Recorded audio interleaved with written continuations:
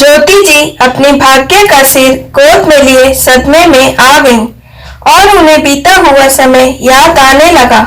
उन्हें आज भी याद है जब वो इस घर में दुल्हन बनकर आई थी, जब उनकी सास उनका स्वागत करके उनकी आरती उतार रही थी। तब नन्ही भाग्य, उनकी छोटी नंद भाग्य लक्ष्मी, जो दिमाग से जरा सी कमजोर थी, आकर रोने लगी। अपनी माँ से जिद करने लगी कि अपनी भाभी की आरती तो मैं ही उतारूंगी। तब उनकी सास ने भाग्य से कहा, ये तेरी भाभी ही नहीं, आज से तेरी माँ भी है। देख, अपनी भाभी को जरा भी तंग न करना, कल मैं रहूं ना रहूं। इतना सुनकर भाग्य ने कहा, ठीक है, तब तो आज से ये मेरी भाभी माँ हुई। इतना कहकर नन्ही भाग्य खिलखिलाकर हंसने लगी। ज्योति जी की सास ने ज्योति से कहा, अब आगे से मेरी इस पगली भाग्य का ध्यान तुम्हें ही रखना है बहू। इस तरह ज्योति को नए घर में आते ही नंद के रूप में एक सहेली, एक छोटा बच्चा मिल गया, जो हर समय उसका ध्यान रखता, घर में मन लगाए रखता। ये सब देखकर उनकी सासू माँ संतुष्ट हो गई कि चलो मेरी भाग्य को उसकी दूसरी माँ मिल गई है। कुछ समय बाद ज्योति के सास ससुर भी परलोक सिधार गए। ज्योति अब 2 बच्चों की माँ बन चुकी थी, लेकिन ज्योति के लिए आज भी उसका पहला बड़ा बच्चा भाग्य ही थी।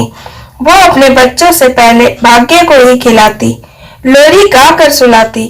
भाग्य भी अपनी भाभी माँ का बहुत ध्यान रखती। हर सुख दुख में दोनों नंद भाभी साथ रहती।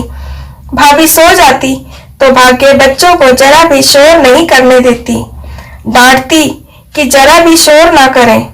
कभी ज्योति के सिर में दर्द होता था, उनका सिर दबाती, सिर की मालिश करती। ज्योति के लाख मना करने पर भी कभी उसे अकेला ना छोड़ती। भाग्य दोनों बच्चों को भी अपनी जान से ज्यादा प्यार करती। सब कुछ तो समझती भाग्य को, पर बस कुछ दिमाग में ऐसी कमी थी, या कह लो कि थोड़ी सी अलग थी समाज से, कि उसका ब्याह ना हो सका। धीरे धीरे समय बीतता गया। ज्योति के दोनों बच्चों की भी शादी हो गई। अब ज्योति का शरीर बढ़ती उम्र के कारण भी थकने लगा था।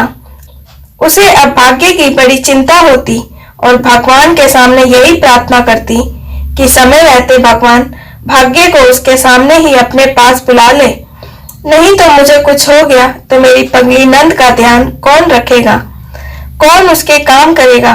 पर विधाता ने तो कुछ अनोखा ही लिखा था। भाई दूज का दिन था। ज्योति की बेटी भी भाई दूज मनाने घर आई हुई थी। भाग्य ने भी अपने भैया भाभी भतीजे को राखी बांधी। भाई दूज का त्योहार सभी ने बहुत प्रेम से मनाया।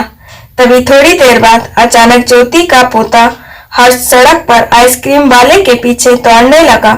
सामने से तेज रफ्तार एक गाड़ी आ रही थी। जब भाग्य ने देखा तो बहुत तेजी से बच्चे को बचाने के लिए भागी। कोई कुछ समझ पाता इससे पहले बच्चे को एक तरफ कर खुद भाग के गाड़ी के नीचे आ चुकी थी।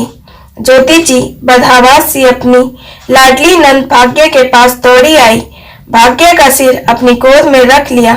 सभी भाग्य को अस्पताल ले जाने लगे, लेकिन भाग्य ने अपनी भाभी से कहा, भाभी माँ, मुझे अब कहीं नहीं जाना।